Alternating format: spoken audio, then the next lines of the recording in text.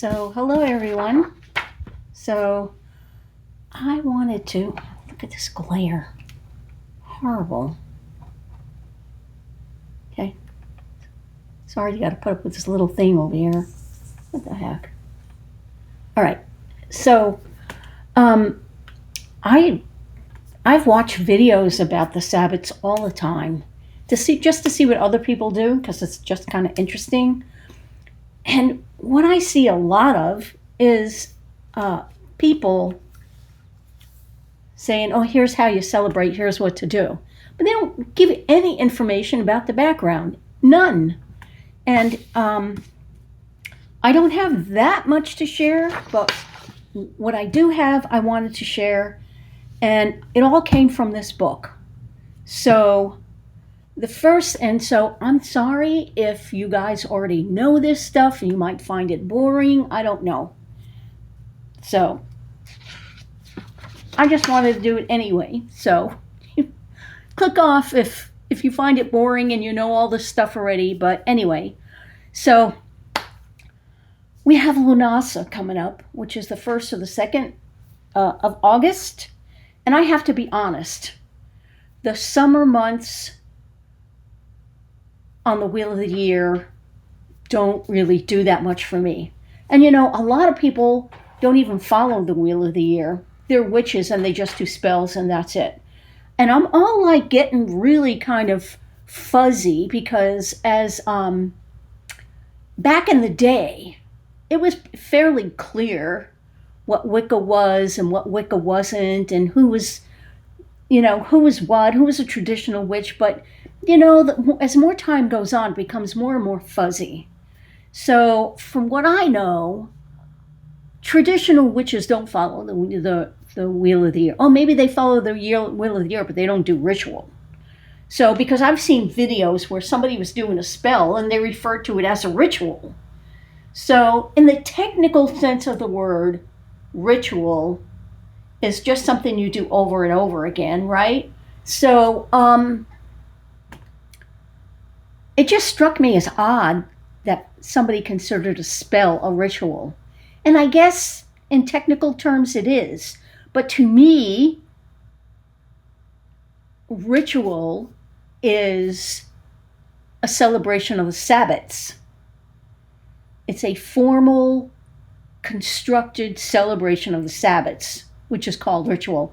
So I really got confused, and now I'm getting confused about who's Wiccan and who's not, what consists of a Wiccan, blah, blah. I know some of what consists of a Wiccan, obviously, like the threefold law, which I don't really buy into, but I don't know, is believing in a deity part of Wiccan and not traditional witches don't believe in a deity?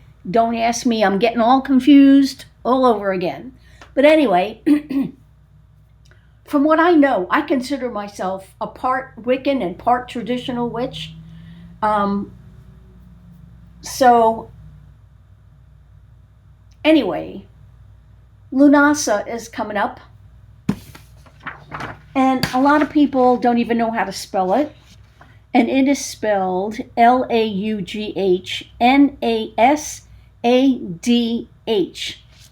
And it is a major holiday in the Wheel of the Year, the pagan Wheel of the Year, and it is a fire Sabbat.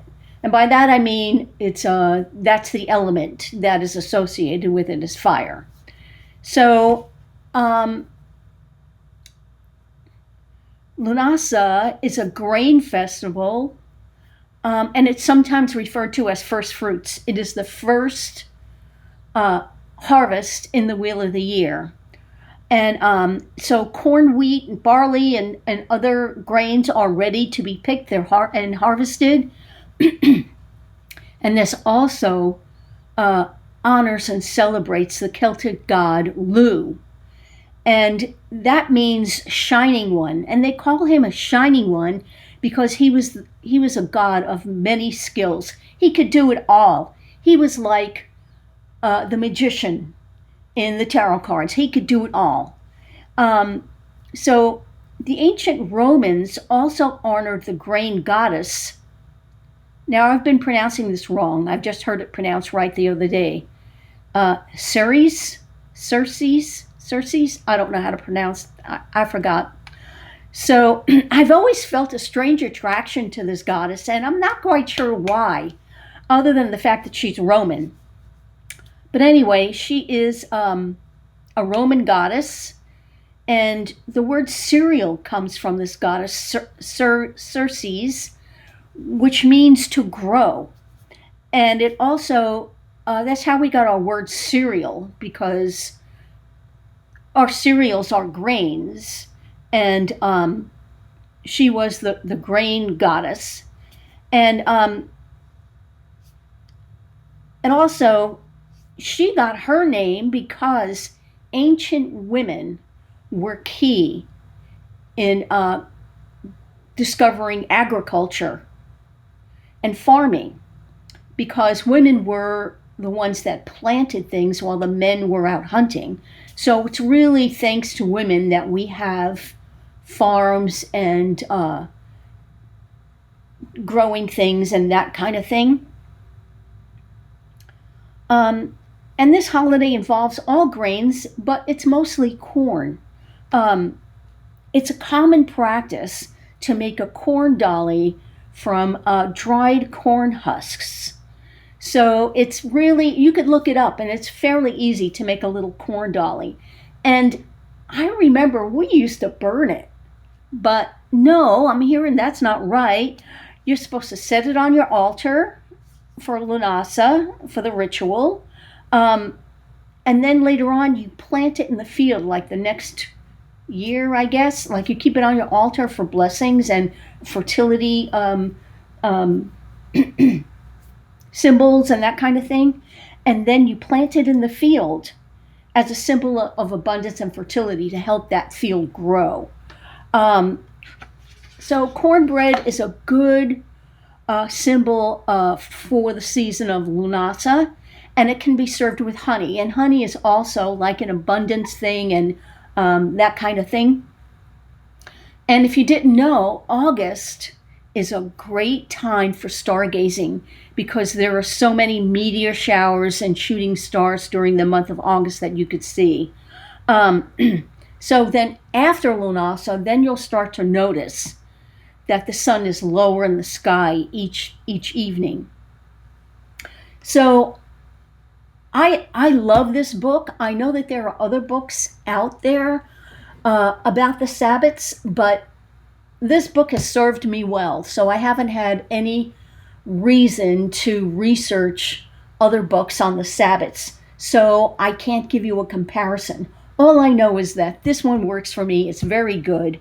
The author, Adaine McCoy, she died in 2019, and she had a BA in history, and she died from complications of influenza. Now, it's pretty common to think that the flu is nothing, but the flu can be very serious, and it can be fatal, and that's what she died from. And some of her ashes are buried in the Circle Sanctuary in Wisconsin. If you don't know, and that is run by Selena Fox, who has a BS in psychology, and she's an activist. And so we are losing our people. Adaine McCoy was like 2 years younger than me, and I think I'm about the same age as Selena Fox. She might be a little older than me, but Selena Fox is the one that fought the U.S. government because they wanted to put a pentacle on a headstone in Arlington Cemetery. And of course, it wasn't recognized then. But Wicca now is recognized as a religion as far as the government is concerned. Now, we've heard some controversial stuff recently about how Pete, what the heck is his name, got rid of a lot of the religious things. And that is, I thought it was prejudicial, but I don't think that that's what it stems from.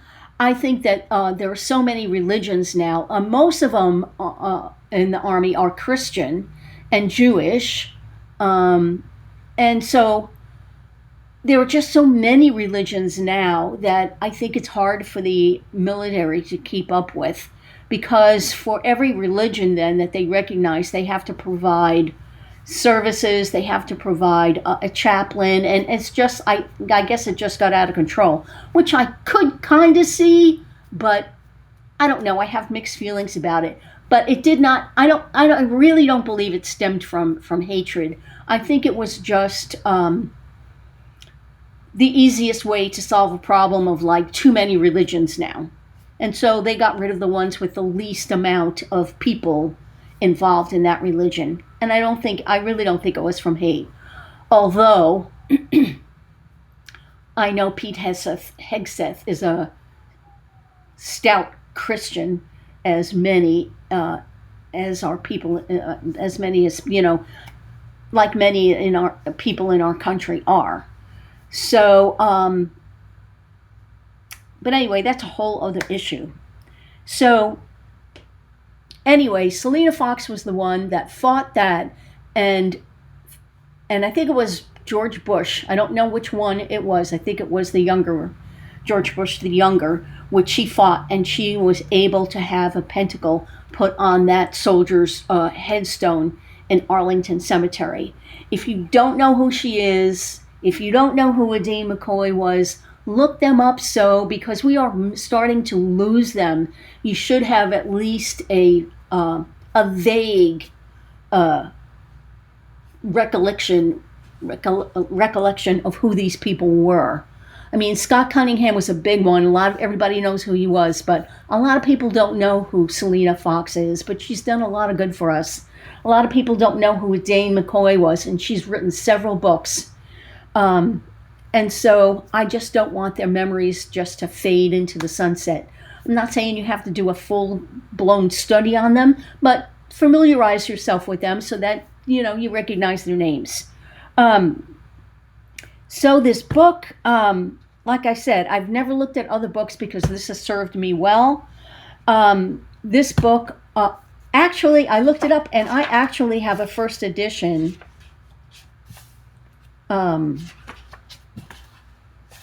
This is a first edition, but the 7th printing, and it was printed in 2003. This book is still easily available and cheap.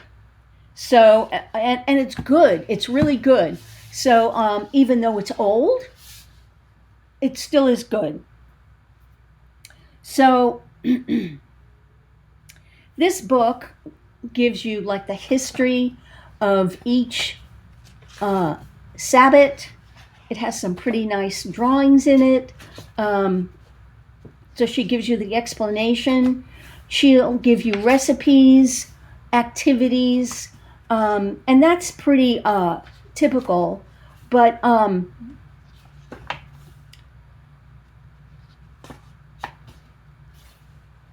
it also has, in the back, she has, let me see here, where does this end?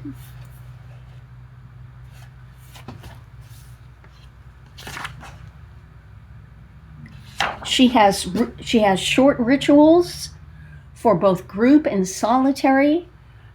She has a glossary.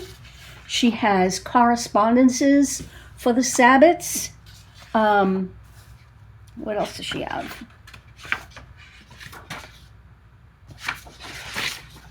And let's see. Spell construction.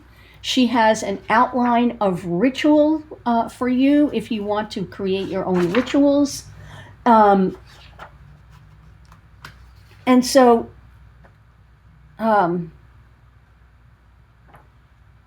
she also had listed here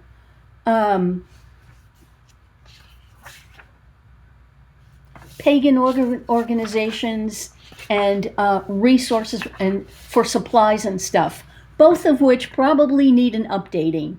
Now, I know that I just saw it online, and there is an updated version of this book, which probably has this information updated of lists of resources where you could buy supplies and organizations. But I think everything else in here really remains the same. She also has symbols of pagan symbols. She has a little thing here for you if you want to. She has some crafts in here, and an extensive bibliography. Look at all the books that she used. She has a really good index. So I have to say that that's why I never bought another book on the Sabbats, because the history is not going to change on the Sabbats. How to conduct a ritual is not going to change. Spell work isn't going to change. None of that stuff is going to change. The only thing that's going to change is, the list of supplies and resources and the organizations. So I wanted to share this book with you because it's really good. So let's see, what did I pay for it then? I paid $18 for it then. Now it is, you can get it for, I think, $10 or something. I don't know what it is. And of course, it was published by Llewellyn. So at some point, I think I will buy another book on the Sabbats simply because I'm curious. I want to see what they have to say. But as I said, this book has served me well. And so if you're looking for a good book on the Sabbats, this is really complete. Let's see, how many pages does this have? Roughly 350, something like that. 330, I don't know. So anyway, I wanted to share that with you. And I have another video coming up, which I have to voice my opinion on. But I might give you some history behind me as a witch and that kind of thing, if you're interested in that. And so anyway, I wanted to share that with you. So I hope you have a great day and you have a blessed Lughnasadh. Talk to you later.